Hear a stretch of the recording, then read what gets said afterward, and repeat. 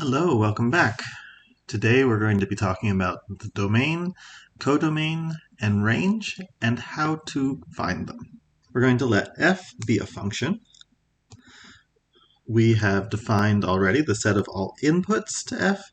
It's called the domain of f. And I'm going to use maybe a capital X to represent the domain. The set of objects that look like outputs of f is called the codomain of f. And we will use capital Y to represent the codomain. We can think of the codomain as the set of possible outputs to a function. Now, when we want to get more concrete, we can talk about the set of all objects that are outputs, that are actual outputs, and that's called the range. The set of all elements y in the codomain that are an output of f for some input x in the domain is called the range of f. So we can write that in mathematics notation, maybe we'll use capital R, to be the set of little y and big Y, where little y is equal to f of x for some x in capital X. So we're looking for things that are actually an output of this function for some input of this function. As part of this, the range is always going to be a subset of the codomain. So in terms of sets, the set capital R is always going to be a subset of capital Y. Let's talk about finding the domain of a function. One thing to know is that if you have a function and you have a complete definition of the function, that requires a domain and a codomain.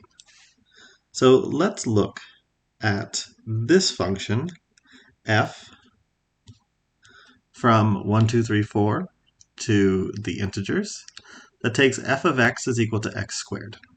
That takes f of 1 is equal to 1, f of 2 is equal to 4, f of 3 is equal to 9, and f of 4 is equal to 16.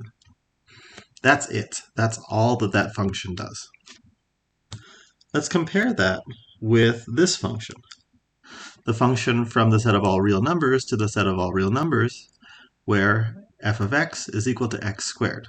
They have the same closed formula, but they're completely different functions because their domains are different.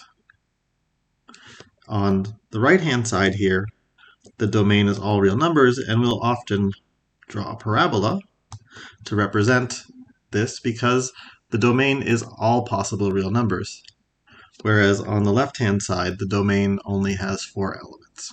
Sometimes you're given a function, and you have to figure out what the domain is of the function from context. So what type of inputs and how many are we expecting for this function?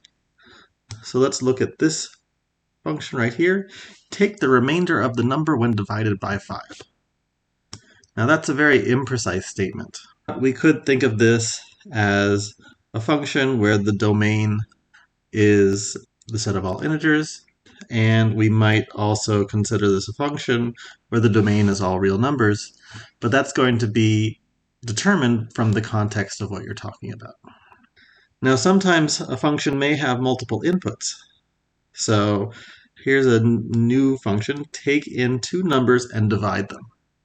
So maybe we'll call that the divide function. Divide of a comma b is equal to a divided by b. When you take in multiple inputs, the domain of the function is a Cartesian product or a subset thereof.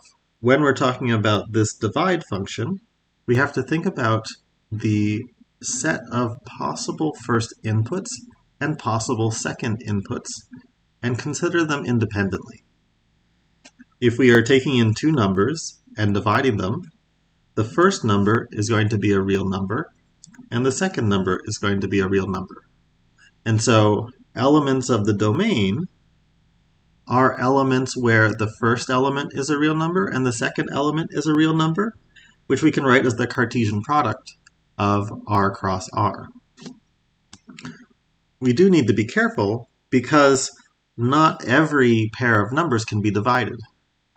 Remember that you cannot divide by 0. And so what that's telling us is that the actual domain of this function is the set of all x and y, where x can be any real number and y can be any real number except for 0. Now let's talk about finding the codomain of a function. If it's not given in the problem, the codomain can actually be context dependent, or it can be subjective. So what you should do is you should choose a set for the codomain that follows from the description of the problem. If the outputs of the function are always whole numbers, then you should expect that the codomain is natural numbers or integers. If, on the other hand, outputs can be decimals or fractions, then the codomain is often real numbers. But if the outputs are not numbers, the set for the codomain should be described in terms of the types of possible outputs, and do that using words. So let's look at an example. Let W be the set of words in the English language. Define a function that takes in a word and outputs the word suggested by your phone to follow it. So the function needs to take in a word. So let's say we gave it the word hello. Well, when we type in the word hello, the suggestion for what follows hello is the word and. So f of hello is equal to and. And if we type in the word and, the word that is suggested by the phone is I. Now recognize that this is going to depend on each person, it's going to depend on the phone, it's going to even depend on what words came before it. This is a function that takes in a word and always gives out a word. And so the domain of this function is the set of all words, and the codomain of this function is the set of all words. That's it for this video. Talk to you soon.